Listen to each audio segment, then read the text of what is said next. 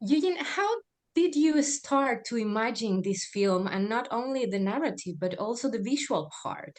Yeah, for a long time, I wanted to make a film about a couple and kind of show the breakdown and maybe even the back together of a relationship from different perspectives, from both of their perspectives, partly inspired by this Japanese author, Genichiro Tanizaki, who wrote a book that takes place from the diary entries of both sides of the couple. And so I thought, how could I do that in a cinematic way and in a modern way? And then when I came up with the idea of mixing a documentary with surveillance, with social media, and like iPhone surveillance, like that two-way app, which is a fake thing. So it's a mix of real and fake modes to kind of come up with the story of a relationship that's falling apart and might just be saved by technology and all the funny things that we do to destroy each other.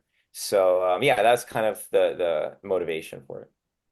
Great. Thank Also a you. huge fan of Succession here, so congratulations about that too. Thank Uh, you. what was the most attractive thing about Celine that make you embark you in this project? Um, I mean, I think, yeah, Celine's a super interesting character. She's very creative, I guess, would be one of her most defining features. Um, and Eugene and I really I guess, found her character through making the film. And always when I play a character, I the styling becomes very informative. And when we were figuring out like the clothing that Celine wears, I that's usually when like a character really like locks kind of into place for me. And when I gain like more of an understanding about who they are in through like the decisions they make and how they present themselves. And because Celine is like, the film is so much about performance, and she is also, the real interesting thing about Celine is that she is the one that's making the movie. Obviously, Eugene is the director, but the film is found footage from her perspective. Um, so I think she's very, very aware of how she presents herself and is a very uh, intelligent and deliberate person, which is what makes her very interesting. Yeah.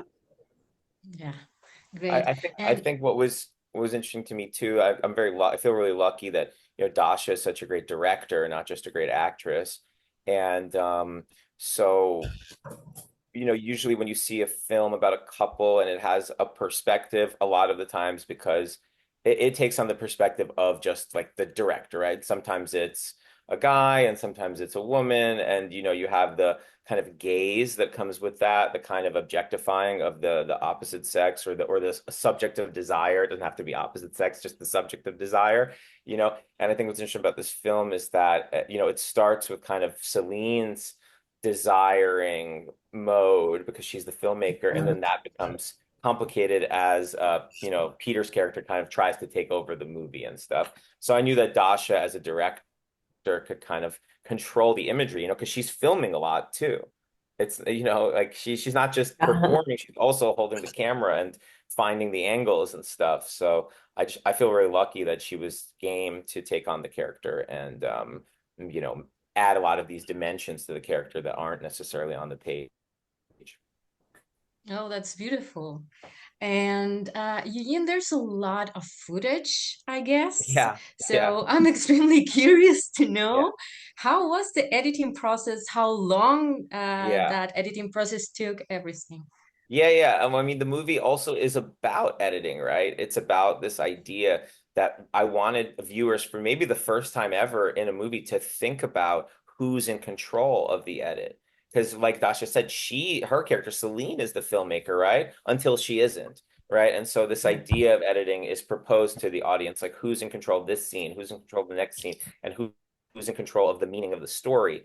And then, yes, so we had to have a ton of footage for that to work out. So I was very lucky. We had two editors on the project, Tucker Bennett and Sabrina Greco, and they are just extremely dedicated. And it was a really complicated editing process because I was also like far away for a lot of it. And so we were just went really hard for about 4 months together, probably working like unhuman hours.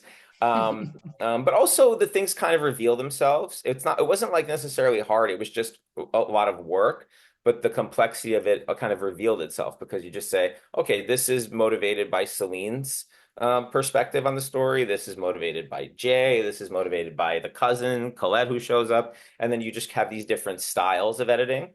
And then after those 4 months, I spent another 6 months just by myself, kind of tweaking little moments because the movie's like filled with all this information, right? The texts and the visual information and stuff. So I guess altogether something like 9 or 10 months, but yeah, half with the editing team and then half by myself, kind of.